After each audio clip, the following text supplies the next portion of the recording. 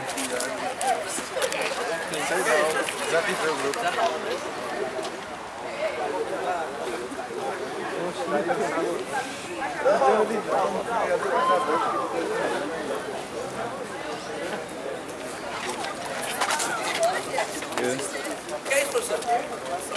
Sorriam, vocês estão sendo filmados.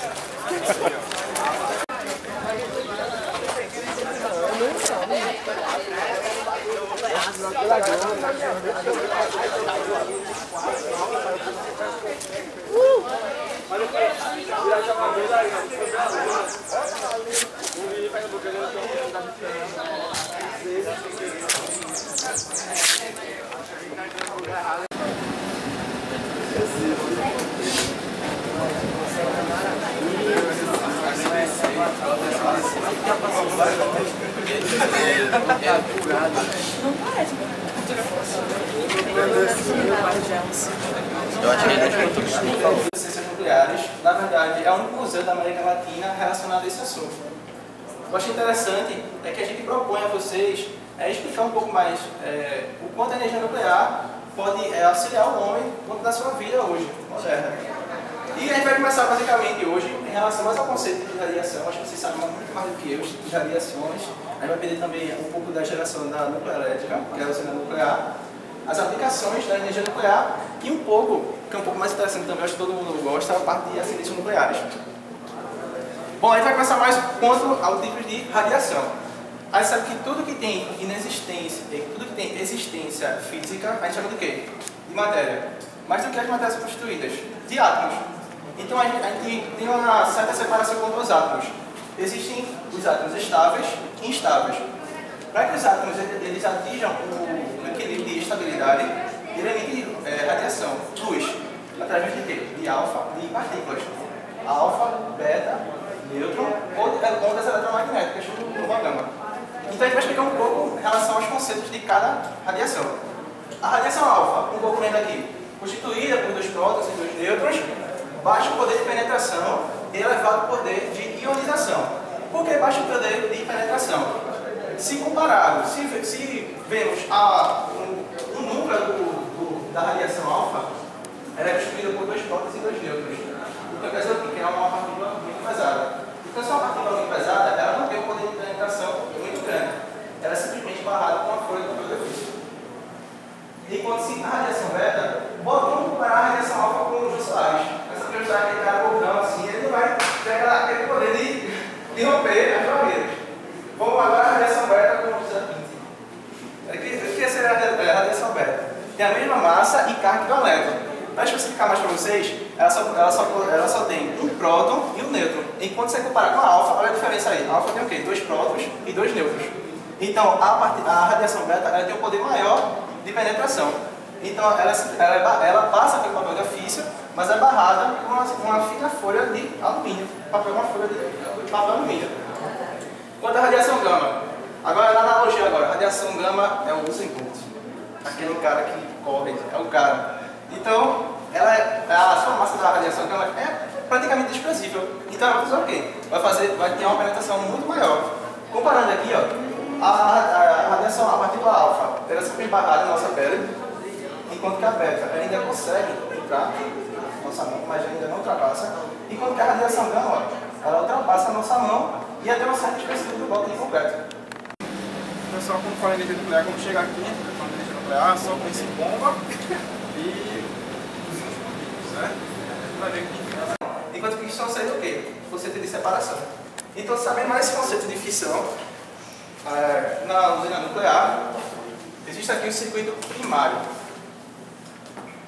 Explica mais a vocês aqui um pouco mais sobre o reator. Esse reator aqui, ele é composto por água aqui até uma certa altura. Essas valetas aqui, eu vou mostrar a vocês. Ó. Isso aqui é todo o reator. A gente costuma chamar de uma panela. Ó, pode ser que é um panelão, essa panela de pressão. Esse é o modelo da... Esse é o modelo realmente do reator. Aqui em são escala, as valetas. né? Isso, em escala, claro. Vocês podem perceber aqui, ó, em 17 em escala. Olha aqui. Uma pessoa em relação ao núcleo do reator. Isso, pode ver o quanto ele é enorme. Geralmente, aqui tinha a altura do boneco, mas não está mostrando. Deixa eu ver se eu consigo ver. Não, em escala. Digamos que aí tem uns 2 metros de altura. É, 1,80 m por aí. E lá e o tamanho todo dele. Pronto, existem esses tipos de vareta, na qual é chamada de zinco calórico. Existe cada varetinha dessa possui uma quantidade de pastilhas de urânio presente naquele lugar. Então o que a gente faz? A partir do processo ali de fissão nuclear, a gente bombardeia os átomos de urânio, liberando o quê? Um grande calor. Então a gente fala o quê? O processo de termodinâmica. Passar o calor para a água. Então essa água bastante quente, a gente sabe que a água a uma pressão de 1 atm, a 100 graus, ela vai fazer o quê? Evaporar. Mas o que a gente faz para que essa água não evapore? Existe um equipamento chamado pressurizador. Ele aumenta aquela pressão daquele sistema em até 157 vezes a pressão atmosférica que existe aqui hoje, normalmente, que a gente tem hoje. Então, essa água, mesmo quente, a 320 graus Celsius, nossa, agora 320 graus Celsius, ela não evapora. Ela é muito quente, ela passa por esse líquido aqui chamado circuito primário. Lembrando que existe aqui o gerador de vapor, aqui já é um outro sistema de água. Não tem contato com essa água. Então, qual é o processo aqui, ó, de física, pessoal?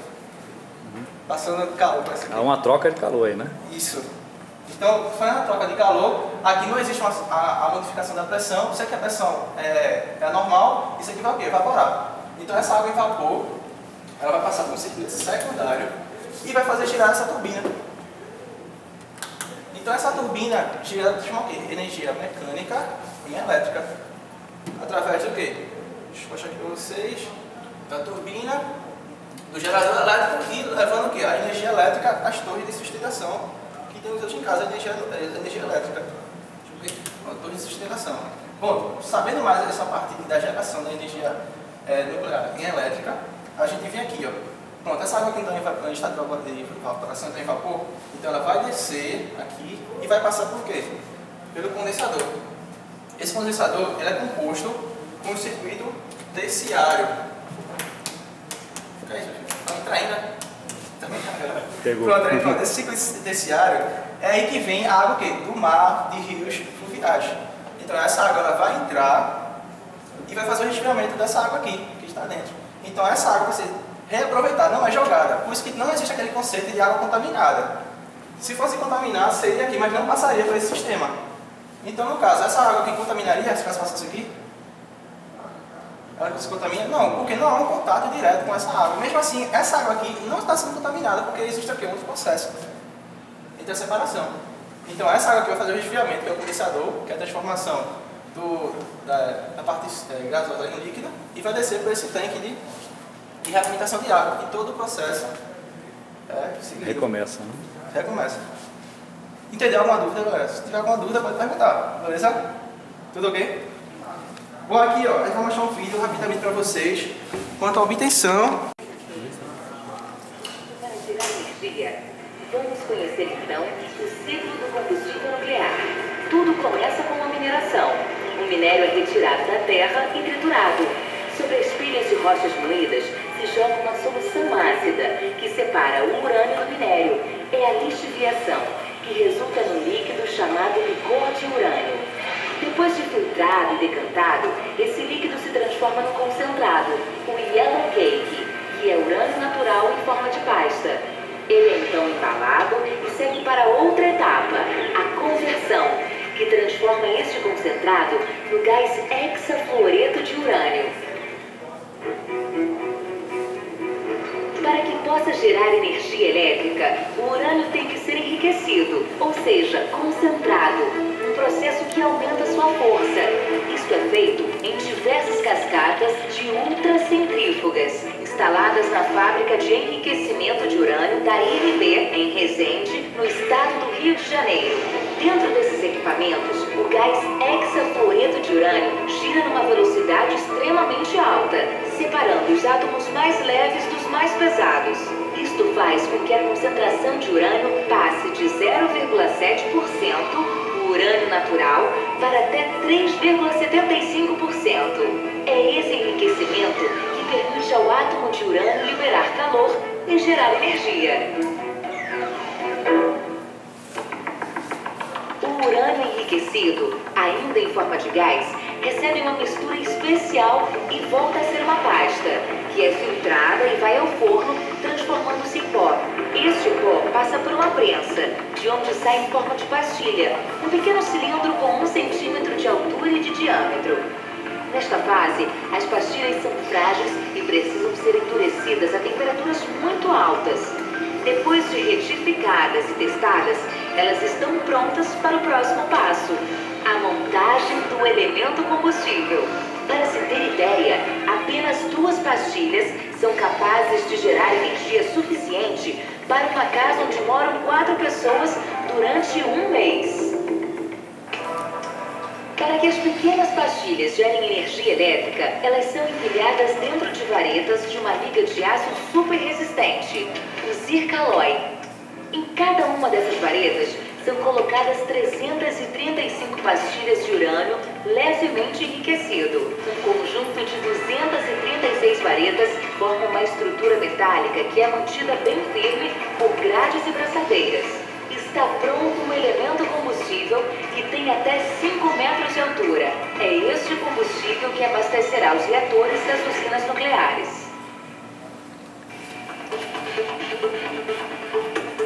É aqui, no coração das usinas nucleares, que o urânio vai gerar energia. O elemento combustível é colocado no reator e começa então um processo de fissão dos átomos de urânio das pastilhas. Os prótons e os nêutrons do núcleo do átomo são ligados por uma enorme energia, a energia nuclear. Quando um nêutron atinge o átomo, a ligação se rompe, o núcleo se divide em 2, liberando calor. Cada átomo solta também 2 ou 3 nêutrons, que vão dividir outros átomos, criando uma reação em cadeia. Uma corrente de água que atravessa o reator capta o calor liberado durante a fissão nuclear. Esse calor vira vapor que vai girar as turbinas da usina, produzindo finalmente a energia elétrica.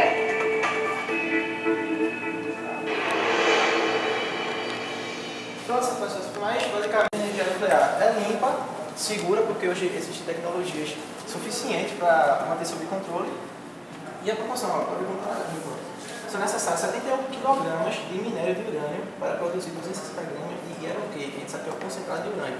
A gente sabe que o urânio está em minério ainda, mas ver, tem uns pontinhos amarelos aqui presentes ainda no minério. Então esse aqui é o concentrado desse minério aqui.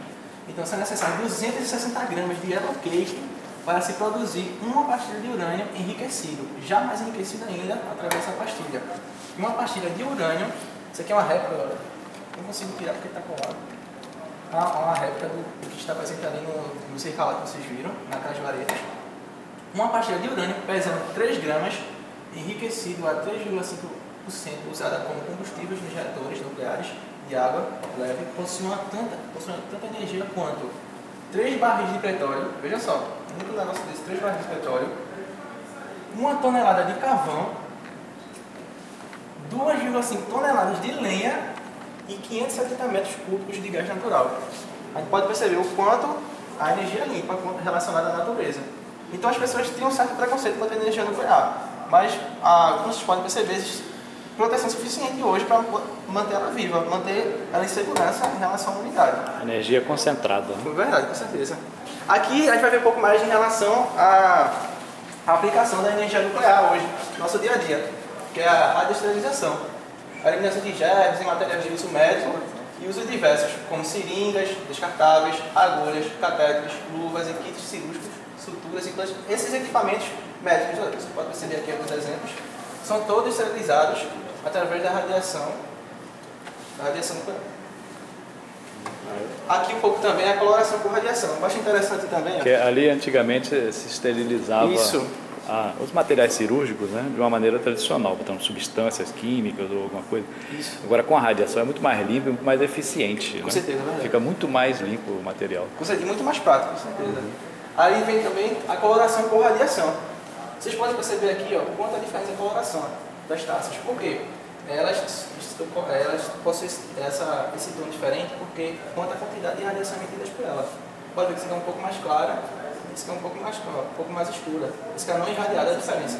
Você bota. Agora a radiação o quê? Gama? Radiação gama. Radiação gama, ela fica escura. Aí você compra uma taça dessa, né, colorida, né? Como é que ela foi colorida? Isso. E existe o método tradicional, que é buscando rochas e como é que chama? um material com essa mesma cor, ou então você pega um branco, né, e bota a cor que quiser, de acordo com a intensidade da radiação. Correto. Lembrando que aqueles copos azuis não é radiado, né, gente? Como o professor disse, não é qualquer copo que é irradiado, entendeu? Aqui, ó, um exemplo que eu acho interessante também é quando essa pedra aqui é um quartzo, em qual ela é submetida a fortes radiações gama e se torna uma pedra preciosa. Como fica ali? Que a diferença das rochas, das preciosas, é que elas receberam naturalmente. Isso, naturalmente, há milhares e milhares de anos. E com a radiação a gente acelera isso em horas. No instante você faz. É verdade. Uma pedra preciosa. Olha aqui, ó, uma imagem aqui. Olha aqui, já lapidada. Ah, tem lapidado ali, Só uma coisa, uma dúvida. Sim. As pastilhas, elas são tipo para sempre? Assim, ou Não. elas acabam? Ela não se acaba, porque o tempo de meia-vida do urânio é muito longo. É cerca de 50 milhões de anos. Então ela é sempre, não é professor, trocada. Isso. Ela vai diminuindo só a concentração, ela vai ficando mais fraca, chega uma hora que não compensa, né? Isso, verdade. Botar lá, então você guarda, como lixo radioativo. É guardado onde, como assim? Isso pode causar riscos? Pronto, você, ela só perde a concentração dela, mas ela ainda tem um poder ainda muito forte da radiação.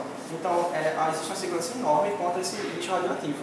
É guardado em lugares secretos, até porque se esse lixo for adquirido por pessoas que possuem um mau pensamento, pode ser usado até mesmo para a construção de bombas atômicas. Entendeu? Por isso que é a relação de restrição. E o risco do urânio acabar em rocha ainda? Assim, minerando e acabar, como o ouro, assim, diminuiu. Assim, pronto. Tem um processo de enriquecimento, porque esse lixo radioativo, ele é levado para um país especificado, não exatamente da Europa, em que ele é novamente enriquecido.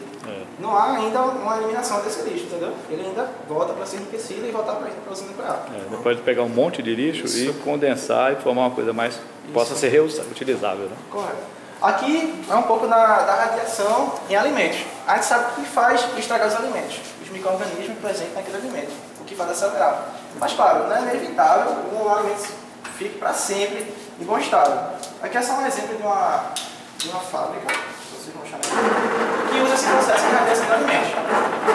O alimento entra na fábrica, podem ver que é uma espessura muito grande das paredes da fábrica, que não tem esse vazamento de raios. E existe uma fonte, ela fica mergulhada na água, e a água é um protetor também das radiações. Essa fonte sobe e desce para radiar esse alimento, passa por aqui, e o alimento já sai, claro, o alimento não sai contaminado, essa é a diferença. Quando o alimento é contaminado é porque existe a fonte de radiação presente nele, e ele só está sendo exposto. Como, por exemplo, aqui a luz. Estamos sendo expostos pela luz, mas a gente tem a luz dentro da gente, segura a luz. Não, tem essa diferença entre eu ser a fonte e ser exposto à fonte. Nós estamos sendo expostos à fonte, a luz está emitindo luz aqui, mas não estamos tocando, nós somos compostos da fonte. Então, essa diferença entre contaminação e sendo exposto. Entendeu? E essa radiação que os alimentos entram ali, sai, né? Isso, radiação como a luz, só que numa frequência bem mais alta, mais energética só. Radioativo por causa disso. Não é um elemento radioativo. Isso, correto. E muitos alimentos que vocês consomem passam por aí, né? Mas é bastante importante também foi quanto o acidente de Goiás, em Goiânia. Foi o seguinte, o catador vou explicar melhor para vocês, mas só para explicar. Durante esse processo, o catador de metais, eles pegaram uma fonte de césio 37 em forma de sal, um pozinho, que emitia luz azul durante a noite. A gente sabe que um elemento radioativo emite luz, a característica dele, emitia uma luz bem bonita azul. Então ele levou isso para casa, a filha dele, manuseando aquele pó, ela não engoliu, assim, pegou o pó e não engoliu, mas criança quando pega, ela não lava a mão e vai o quê? Vai se alimentar. Ela com aquela mão contaminada, ingeriu aquele elemento radioativo, então ela se tornou o quê? Uma fonte. Então ela não conseguiu viver. Então existe um certo preconceito. Por quê? Como ela se tornou uma fonte radioativa, se ela fosse enterrada num cemitério comum, as pessoas iam ser expostas à radiação. Então o que foi feito? Um certo preconceito. Foi vários casos de justiça, foram entrando em relação a isso e enterraram ela no caixão de chumbo. Porque quem sabe que o caixão de chumbo é o grande que brinda a radiação. Então ela foi enterrada lá, hoje certos preceitos a gente enterra ela, mas a gente sabe a diferença entre ser fonte radiativa e ser exposto. Alguém vai usar uma pergunta quanto a isso? Pronto, ok. Pronto, em relação aos alimentos radiados, olha aqui a diferença, gente. Entre os grãos radiados e não irradiados. Deixa eu pensar. É uma luz? É melhor, mais visível. Olha aqui, vocês podem pegar, se vocês quiserem. Olha a diferença, bem notável aqui do amendoim. Isso aqui, as pipas e figurinhas são radiadas. Os irradiados e não. Olha o amendoim. Isso aqui é o amendoim irradiado, isso aqui é o não irradiado. Pode ver o quanto Então você aproveita os alimentos muito mais, né? Você tem uma perda muito grande porque eles estragam, né? Aí irradiando, eles conservam muito tempo. Como disse a vocês, o primordial, qual o fator que pode fazer o estrago do alimento? São os micro-organismos presentes naquele alimento. Então a gente faz o quê? A gente mata aqueles micro-organismos através da radiação. É um fato bastante interessante também, pessoal, que tem a cebola também. Essa cebola está bem recente, ela foi irradiada bem recente, no dia 30 de 4 de 2014. Já dá para perceber uma diferença. Essa aqui, essa daqui, ó, está bem conservada ainda. Uma estraga logo, a outra radiada demora. Outra também, ó, essa cenoura. Isso aqui, claro, é uma foto, mas ela existia aqui, mas foi levada. Até mesmo porque foi bastante notável a diferença. Isso aqui foi uma cebola não irradiada e essa cebola irradiada. Estragou logo, é a outra. Isso.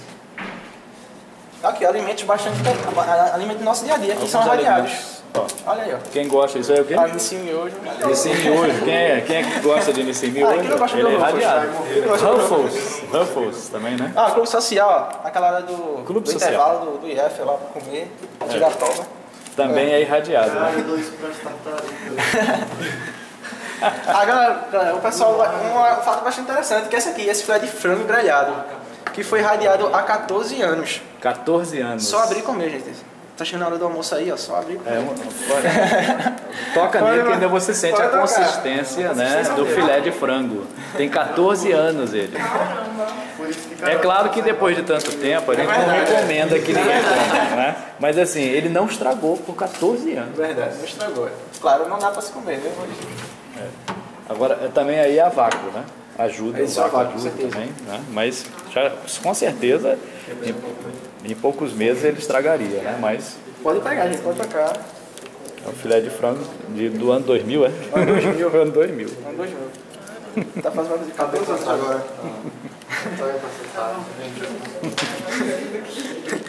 Não invasiva, fisiológica e funcional para diagnósticos e terapia de diversas doenças. A gente vai focar mais agora em relação à investigação. Bom, o que a gente usa para investigar uma doença hoje com a ajuda da energia nuclear? Radiofármacos. O que seria radiofármacos? Radiofármacos é a junção de uma substância que tem afinidade com um dos nossos órgãos, do nosso corpo humano, com um elemento radioativo. Você já viu um exemplo uma criança movimentada, aí a mãe dá doce a esse menino, porque esse menino já não vai. Quando ingerir esse doce vai ficar mais movimentado ainda. Tem outro também que você já deve conhecer, é que o canavieiro, quando ele está cortando a cana de açúcar lá, em vez de perder muito tempo almoçando, ele faz o quê? Ele pega um pedaço de rapadura e come. Até a gente mesmo. Isso, até a gente mesmo, quando a gente está na aula chata, e com aquela fome arretada, já perto do almoço, poxa, pega um docinho, dá uma animada com esse, dá aquela animada rápida, dá um doce. Por quê? O doce, quando a gente come, qual a propriedade mais forte do doce? Ali é a substância, a glicose. A glicose, quando a gente ingere, ela sobe para o cérebro. Então, qual foi a sacada de mestre que a gente fez aí? A gente pega a glicose e junta com o elemento radioativo. Então, o elemento radioativo tem poder o quê? De emitir luz. Então, existe uma câmera traçadora que vai captar essa luz. A gente sabe que a gente vai ingerir aquele doce, ele vai subir para o cérebro e vai estar junto com aquele elemento ali. Um exemplo mais interessante do cérebro é o tecnésio 99 que a gente usa. Então, esse elemento vai subir com a glicose e vai estar mudando o quê? O cérebro. Então, a gente vai fazer o quê? O mapeamento daquele órgão. Entendeu? Através daquela câmera traçadora. Então, basicamente, o que seria isso? Radiofármacos. Então, um exemplo bastante interessante, vou mostrar aqui para vocês. Pronto, é a imagem aqui do coração. A gente sabe que o coração ele tem as batidas cardíacas. Então, a gente não pode tirar só uma única imagem do coração. Tem que tirar também a parte dos movimentos. Deixa eu mostrar para vocês aqui. Ó. Pronto. Isso aqui é o elemento radioativo cobrindo aqui o coração. Eu não me lembro exatamente qual é a substância que tem afinidade com o coração, mas o elemento radioativo presente ali junto com aquela substância vai fazer um mapeamento do bombeio do coração. E aí a gente vai perceber, os médicos vão perceber, técnicos, físicos nucleares, se há alguma coisa de errado naquele coração. Beleza? Dá conceito aí? Radiofármacos? Ali é para guardar, né? Isso, aí é mais o transporte de elementos radioativos. A gente sabe que no hospital tem o quê? Idosos, crianças recém-nascidas que não podem estar sofrendo radiação. Então, qual a forma de fazer o transporte? Através da blindagem desses medicamentos. Eu até mostrei lá, eu tenho um desses, né? Isso aqui é conhecido com isso. Você mostrou castelinho, não é, professor? Isso aqui chama castelinho. Isso aqui, por exemplo, isso aqui é radioativo. Cuidado, ó, cuidado. Esse é um radioativo, um comprimido radioativo em que ele é blindado através dessa cápsula aqui chamada castelinho. Isso aqui é tudo blindado por chumbo. Pode pegar. Vê quanto é pesado. É importante lembrar que esses materiais, eles perdem a radioatividade. Tem tempo meia-vida isso. Muito o Tecness, curta, isso mesmo, né? isso mesmo. Por exemplo, o Tecness mesmo, ele tem um tempo de meia-vida de 8 horas. Entendeu? Então, o paciente, assim que ele ingere, aí lembra vocês também que o paciente pode ingerir esse tipo de medicamento através da injeção ou via oral. Então, assim que ele toma esse tipo de medicamento, ele não pode ser liberado de antemão do hospital. É preciso que o tempo de meia-vida caia para que ele possa ser liberado, beleza? Uma terapia, né? Isso. Porque minha tia tem câncer, ela faz tratamento. Aí quando ela toma, ela fica o dia todo no hospital e o banheiro que ela usa, ninguém pode usar. Isso mesmo. Por quê? O elemento radioativo ele é expelido através de quê? De urinas e fezes. Entendeu? Por isso que não pode ter aquele contato direto com outra pessoa. Existe muito cuidado em relação a isso. Beleza até aí? Quando ele falou meia-vida, né? Quer dizer, 8 horas, Isso. quer dizer, a cada 8 horas a quantidade de radiação é reduzida à metade. Isso. Mais 8 horas, mais a metade. Quer dizer, depois de alguns dias internado, a pessoa já pode ir embora. Foi feito experimentos para vocês ali. O urânio tem um tempo de meia-vida de 50 milhões de anos. Então, só a quantidade de energia ela vai recair depois de 50 milhões de anos. Então, vai cair no carro, metade. Quem vai explicar melhor é Rubens, bota o monitor, a anotação lá, tudo mais em relação ao tempo de meia-vida, beleza? Aqui, só alguns exemplos de citolografia, tá? Mostrando para vocês. Por exemplo, o fígado. Aí sabe que o fígado, em bom funcionamento, se aquela substância tem afinidade com o fígado, aquela substância ela vai rodar todo o órgão, não é isso? Então, se há algum problema naquele fígado, a gente vai perceber. Veja só, a substância só tomou essa parte do fígado. Então, coisa de errada nesse fígado. Olha aí, a cirrose avançada. Olha o quanto do fígado do cara aqui está comprometido. O pulmão também, exemplo do pulmão. Olha aí, ó. O pulmão, do lado direito, em bom funcionamento, e do lado esquerdo, metades. Um exemplo que mostra pra vocês também, a imagem ela não sai colorida, entendeu? Opa, ela não sai colorida, ela sai em preto e branco, mas a forma de gradiente que faz a diferença. Aí vai perceber se tem alguma coisa de errado naquele... Faz o contraste, né? Isso mesmo. Beleza, que é isso? Vou chamar o Carol da menina, Carol. São roupas, né? Isso, Carol. Tem uma Carol, né? Eita, desculpa, cara. Tô falando Carol. Tem Bom, roupa gente, proteção, como eu tinha né? explicado para vocês ali a diferença entre exposição e radiação. Aqui vai explicar um pouco quais os fatores principais aqui, ó, da radioproteção contra a radiação externa. A distância, o tempo e a blindagem. Qual é a distância?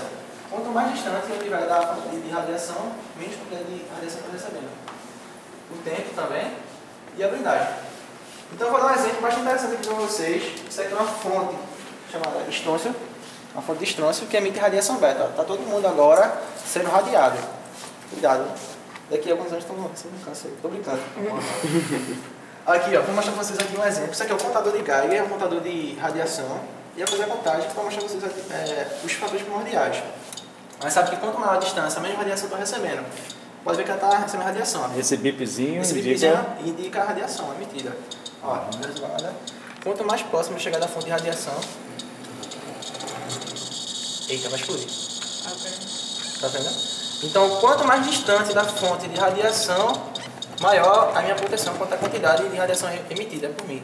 Então, se eu coloco uma blindagem... Pode ver a diferença agora.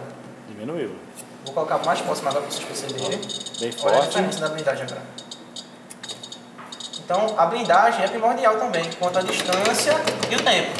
Então, gente, se estiver próximo de uma fonte radioativa, sai logo, corre, porque ali não pode ficar não, tá bom? Quanto mais longe, quanto mais longe, e melhor. menos tempo você... Menos tempo, verdade, blindagem, né? Isso aqui é só alguns equipamentos para mostrar a vocês quanto à radioproteção. Isso aqui é o protetor de tireoide, quem sabe que a tireoide é um órgão muito sensível. Aqui é o capote, para poder ser a parte nossa aqui do corpo humano. E isso aqui é a saia, a saiola, chama saiola. Isso aqui é tudo uma fina camada de chumbo. Por que são as mulheres? Porque o órgão enquanto da mulher é muito mais sensível do que o do homem. Então, se a mulher estiver exposta a uma fonte radioativa há um certo tempo, vai comprometer aquela parte dos ovários, até mesmo caso posteriormente quiser fazer um filho, quiser fazer um filho, não vai poder, por conta das operações ocorridas naquele órgão sexual dela. O aparelho Lembra vocês também reprodutor. que existe um dosímetro, que ele mede a quantidade de radiação. O dosímetro, né? Isso. principalmente pelas pessoas que trabalham com radiação, geralmente é um período de um mês. Aquela pessoa que trabalha com radiação, ela passa um mês com esse dosímetro para ver a quantidade de radiação que ela está recebendo. O limite ainda é 4 milisievert? Isso, 5. 5, né? 5 milisievert. Ok? Isso aqui é só algumas aplicações. E lembrando a vocês também que no transporte dos medicamentos radioativos, a gente usa essa luva aqui de chumbo. Pode pegar. Pode pegar. E veja como pesa uma luva de chumbo. Se colocar na mão, isso é um tapa bem dado. É verdade. Com a luva de chumbo é muito pesada. Entendeu? Levar um tapa disso aí derruba o outro na hora. Tudo é proteção contra a radiação. E aqui também as portas, né? Isso aqui é mais relacionado às portas que a gente vê muito hoje nas salas de radiologia, os técnicos. Lembra também que a gente sabe que os técnicos não podem trabalhar todo dia, porque eles sempre estão expostos a quê? A raio-x. Mas sabe que a raio-x não é uma radiação natural. Raio-x é uma radiação sintética criada pelo homem, ok?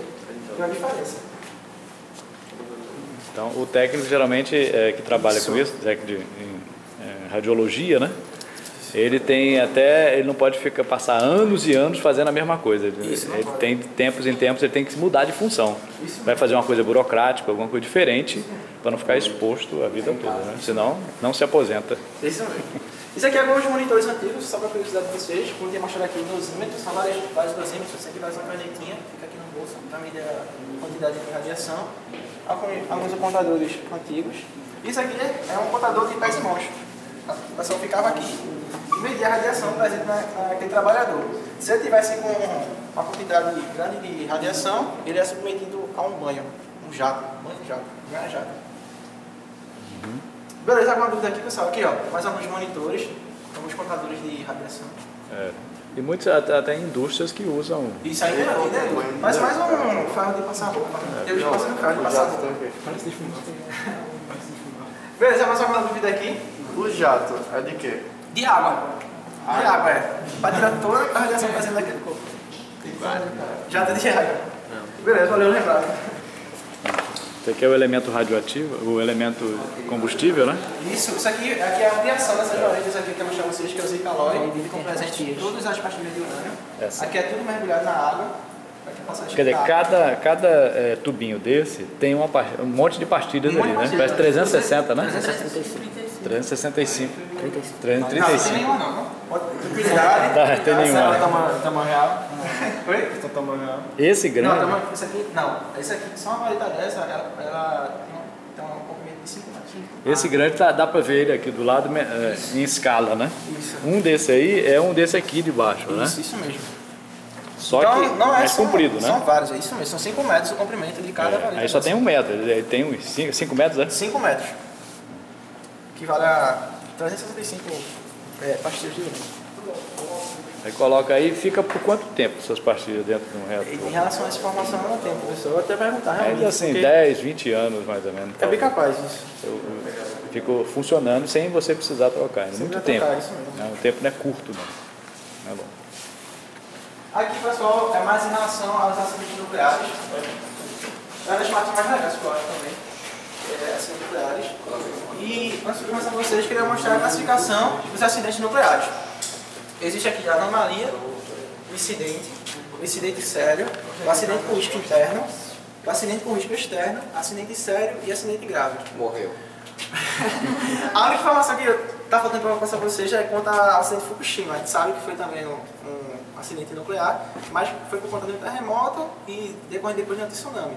Mas nada com negligência de trabalhadores lá presentes. Processo também que a gente vai aprender agora, que eu vou passar um vídeo para vocês, é um relatório, é uma informação a respeito do acidente de Chernobyl na Ucrânia, que é considerado um acidente grave.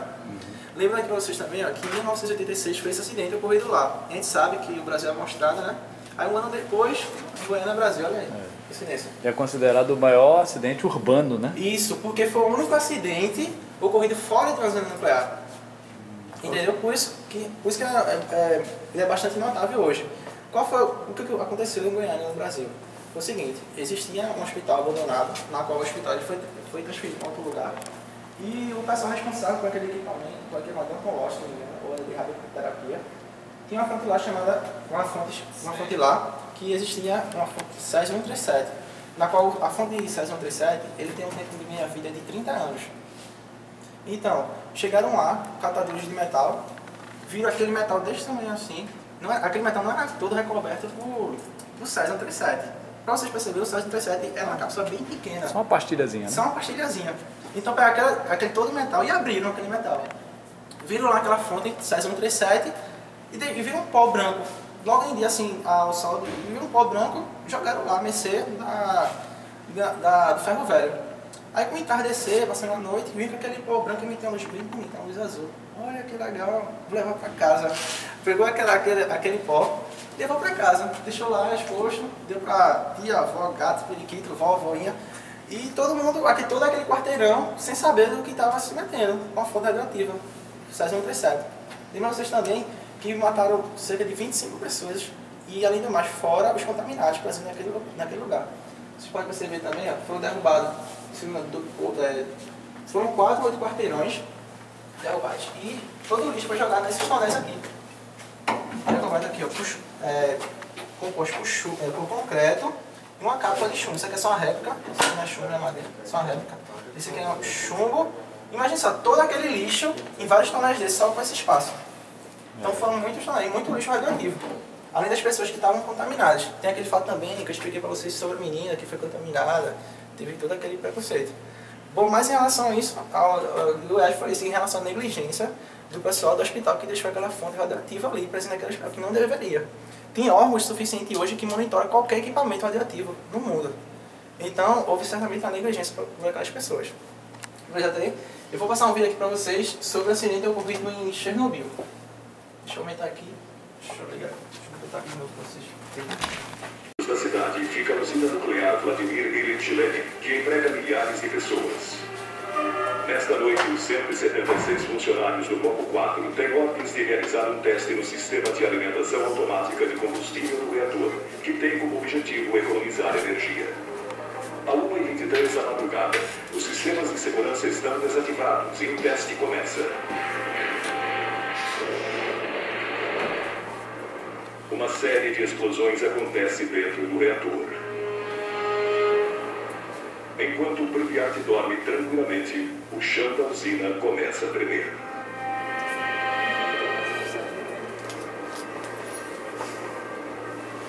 Galera, se quiser sentar, pode sentar, viu?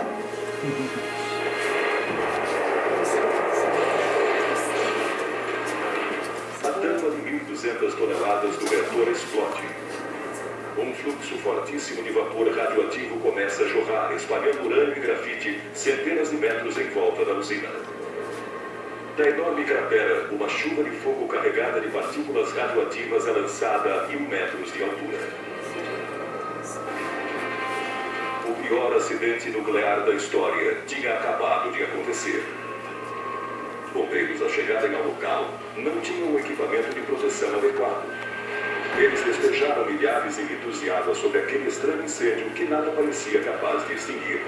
Todos foram expostos a doses letais de radiação. 2 homens morreram naquela noite, outros 28 nos meses seguintes.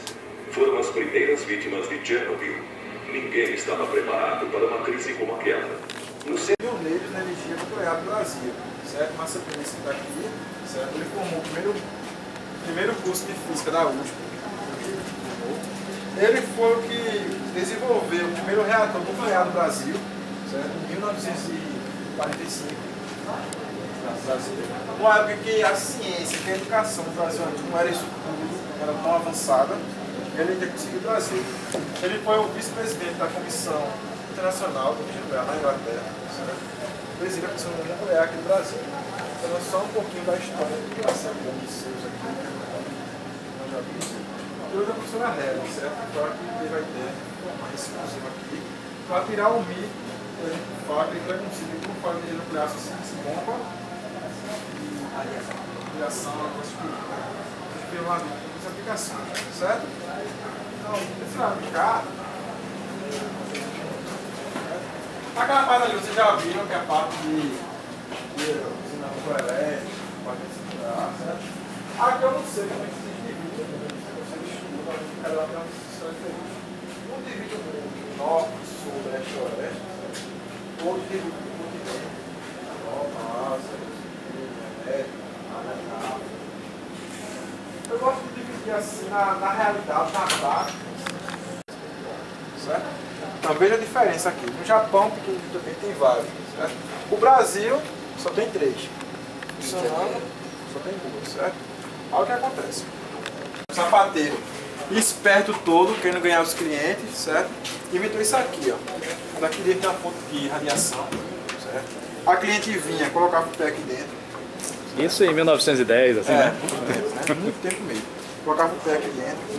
E com essa radiação aqui, tirava meio que um raio-x do pé da cliente aqui, ó. Certo? Essa imagem aqui, ó. E com isso, se dava pra ver se o sapato ali estava muito folgado, muito espaçoso no pé, se estava muito apertado, certo? Fazia uns cálculos aqui meio estranho aqui, que até hoje eu não sei, essa porcentagem aqui meio tosca aqui, que eu A acho gente que fazia só... sob medida, né? É. Colocava na balança também aqui em cima para ver tudo. Fazia um bom arrudeio aí. E no final ainda ganhava um certificado aqui assinado pelo sapateiro. Para dizer que aquele sapato estava ideal naquele pé ali, certo? Então se ela chegasse em casa mancando, se ela chegasse em casa com o pé doendo, não importa. Não importa que o certificado diz que está normal, certo? E isso, certo, pessoal? As pessoas que o sapateiro que vinha por aqui, ó, tinha muito problema nos olhos. Para receber radiação sem proteção, certo? Era um uso indevido, da radiação. Da radiação, né? Certo? Aqui está como ele realmente é, certo? Então, tudo aqui. Hoje é importante usar nas fronteiras, ó. Então tem aqui um caminhão que a princípio é de banana, certo? Sei lá, a polícia rodoviária para. Aí pensa que é tudo normal, como água é tudo normal. Mas no meio daqueles caixotes ali, tem pessoas ali que podem ser traficantes, armas, drogas, certo? Com radiação, consegue ver, enxergar a pessoa de bebê aqui. Mostrar a questão de sala da mulher, que é sala feminina, certo? E desde toda a história da energia nuclear, começou com uma religião, certo? E se progrediu com as mulheres. Então, numa época que as mulheres, a Igreja Católica era muito rígida, numa época que a Igreja Católica até se desconfiava se a própria mulher tinha alma ou se era um objeto qualquer, certo? Na época que a mulher não tinha direito à escola, à faculdade, então, a mulher tinha que cuidar da sua casa, cuidar dos filhos, certo? Marido. E ela se destacaram na ciência. Então começou com Marie Curie hoje foi a única mulher, a única pessoa, tanto homem quanto mulher, a ganhar 2 prêmios Nobel de Química, certo? Ela ganhou o prêmio Nobel de Física por descobrir a radiação e a de Química por descobrir o rádio. E com isso, observando isso, começou a querer ganhar dinheiro também, certo? Começou a colocar o marketing, começou a colocar os nomes radioativos nas embalagens, certo?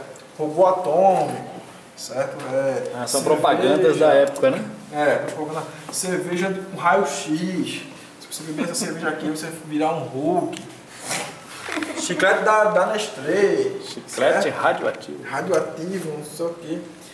Era um monte de marketing aí que não servia para nada. Mas como enganar as pessoas, né? É porque é propaganda, né? Hoje tá o quê? Qual é a moda hoje? É a Copa, né? Qualquer coisa hoje aí mistura com Copa, propaganda da Copa, porque não tem nada a ver, certo? Então, uma funerária ali, no caixão, aí mistura com Copa, com futebol. Até hoje não entendo isso aí. Então, essa aqui. Aí começaram a fazer o quê? A usar produtos radioativos de verdade. Isso aqui tá bem fraquinho e não funciona. No sol lá fora, ele tem a capacidade de pegar uma energia radiante. Botar uma lanterna aí, energia. Com a luz energia. Alguém tem um celular aí com... Deixa eu ver se eu não sei, tenta colocar aqui. Quer dizer, a luz exerce uma pressão, né? Isso. Tipo de uma pressão. É para provar a ideia dos fótons, né? São Isso. partículas de luz que batem ali no branco e faz ele girar. Faz ele girar. Isso aí. Com a luz, sem tocar. E aqui tem um holograma, certo? Que acho que vocês já viram já. Você já mostrou. Que é a imagem 3D, formato de imagem 3D. Alguém está conseguindo ver um anel aqui? Mais ou menos. Antes Cada um está vendo um anel em posição diferente, certo, pessoal? Vocês vão tirando aqui.